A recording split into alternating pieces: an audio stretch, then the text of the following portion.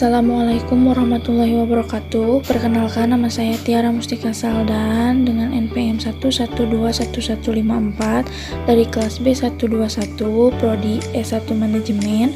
Di sini saya akan menjelaskan materi UTS dari mata kuliah Tata Kelola Perusahaan dan Tanggung Jawab.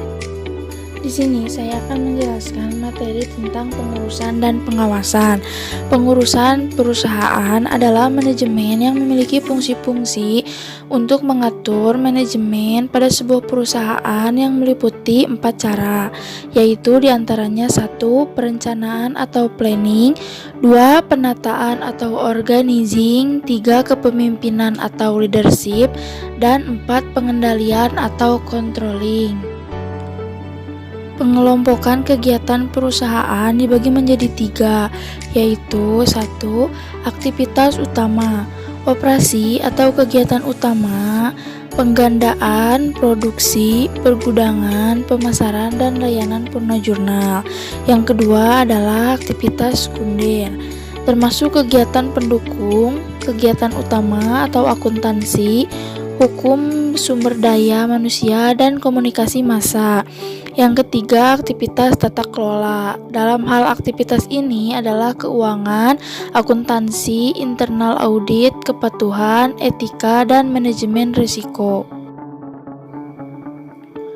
Doktrin hukum. Doktrin hukum adalah suatu pernyataan yang dituangkan ke dalam bahasa oleh semua ahli hukum yang hasil pernyataannya pun disepakati oleh seluruh pihak. Di antaranya yaitu 1. Kepengurusan akan dilakukan semata hanya untuk kepentingan perseroan. 2. Memberikan pedoman kepada atau dewan komisaris untuk pertimbangan bisnis.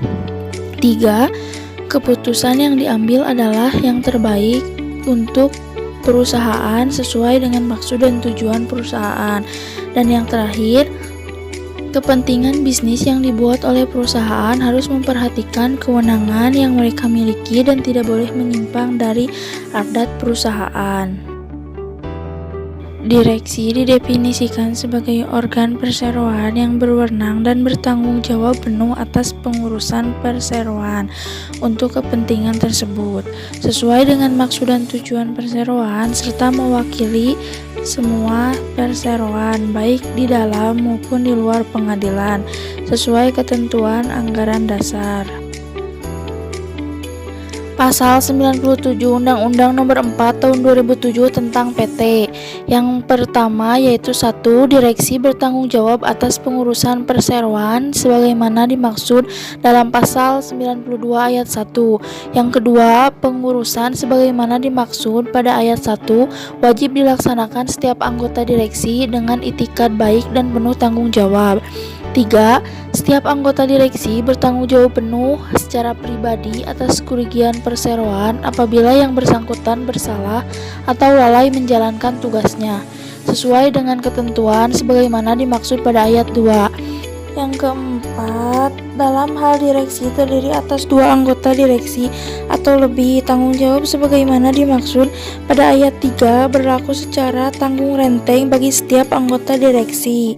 Yang kelima, atas nama perseroan, pemegang saham yang mewakili paling sedikit 1/10 bagian dari jumlah seluruh saham dengan hak suara dapat mengajukan gugatan melalui pengadilan negeri terhadap anggota direksi yang karena kesalahan atau kelalaiannya menimbulkan kerugian pada perseroan.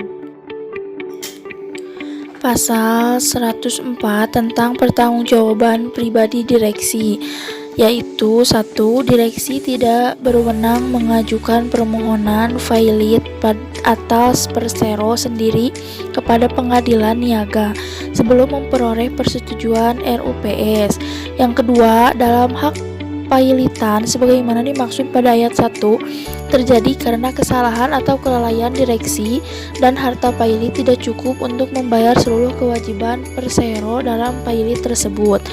Yang ketiga, tanggung jawab sebagaimana dimaksud pada ayat 2 berlaku juga bagi anggota direksi yang salah atau lalai yang pernah menjabat sebagai anggota direksi dalam jangka waktu 5 tahun sebelum putusan pernyataan vailit diucapkan. Keempat, anggota direksi bertanggung jawab atas failitan persero sebagaimana dimaksud dalam ayat 2 apabila dapat membuktikan failit tersebut bukan karena kesalahan atau kelalaian. Kepentingan perseroan sesuai dimaksud dengan tujuan perseroan, tidak mempunyai benturan kepentingan baik langsung maupun tidak langsung atas tindakan pengurus yang dilakukan dan telah mengambil tindakan untuk mencegah terjadinya failitan. Dewan Komisaris. Dewan Komisaris adalah sebuah dewan yang bertugas untuk melakukan pengawasan dan memberikan nasihat kepada direktur perseroan terbatas. Di Indonesia, Dewan Komisaris ditunjuk oleh RUPS dan di dalam Undang-Undang Nomor 40 Tahun 2007 tentang perseroan terbatas dijabarkan fungsi, wewenang, dan tanggung jawab dari Dewan Komisaris.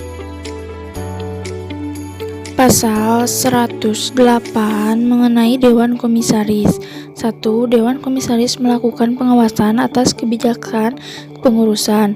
Jalannya pengurusan pada umumnya baik mengenai perseroan maupun usaha perseroan dan memberi nasihat kepada direksi.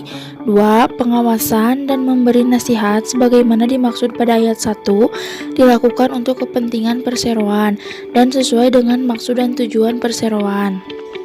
3. Dewan Komisaris terdiri atas 1 orang anggota atau lebih. 4. Dewan Komisaris yang terdiri dari 1 atau 2 orang merupakan majelis yang setiap anggota Dewan Komisaris tidak dapat bertindak sendiri-sendiri, melainkan berdasarkan keputusan Dewan Komisaris.